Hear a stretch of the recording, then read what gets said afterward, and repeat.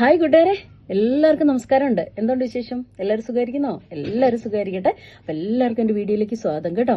അപ്പോൾ ഇന്ന് നല്ല അടിപൊളി അപ്ഡേറ്റുമായിട്ടാണ് ഞാൻ വന്നിരിക്കുന്നത് കേട്ടോ. ഹമദിൻ്റെ സൈറ്റിൽ, അതായത് ഇവിടുത്തെ ഗവൺമെൻറ് ഹോസ്പിറ്റലാണ്, ഹമദ് ഹോസ്പിറ്റലിൻ്റെ സൈറ്റിൽ അവർ നേഴ്സസിൻ്റെ വേക്കൻസി ഓപ്പൺ ചെയ്തിട്ടുണ്ട്. ഒരാഴ്ചയായി ഇട്ടിട്ട്.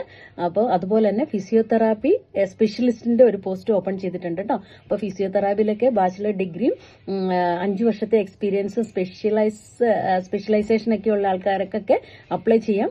അതിൽ കയറി വായിച്ചു നോക്കുക, സ്കിൽസ് ആൻഡ് റെസ്പോൺസിബിലിറ്റി, എന്നിട്ട് അപ്ലൈ ചെയ്യാം കേട്ടോ.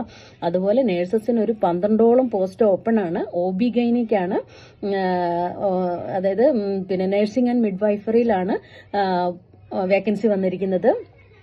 അതുപോലെ തന്നെ അവരതിനകത്ത് പറയുന്നുണ്ട് അറബിക് സ്പീക്കേഴ്സിനാണ് അവർ പ്രിഫറൻസ് കൊടുക്കുന്നതെന്ന് കേട്ടോ. അപ്പം അറബിയൊക്കെ സംസാരിക്കാൻ അറിയുന്നവരെയാണ് അവർ നോക്കുന്നത്. ഒരുപാട് വേക്കൻസി ഉണ്ട് കേട്ടോ. 12ഓളം പോസ്റ്റ് ഓപ്പൺ ആണ്.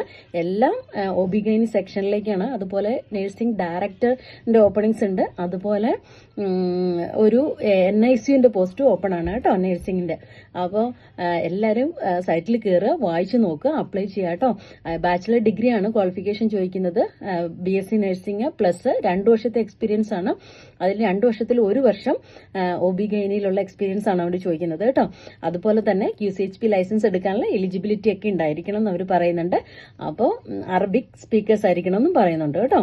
അപ്പോൾ നഴ്സസിന്റെ ജോലി ഹമദ് ഹോസ്പിറ്റലിൽ നോക്കുന്നവരൊക്കെ ഓടിപ്പോയി അപ്ലൈ ചെയ്യാം കേട്ടോ.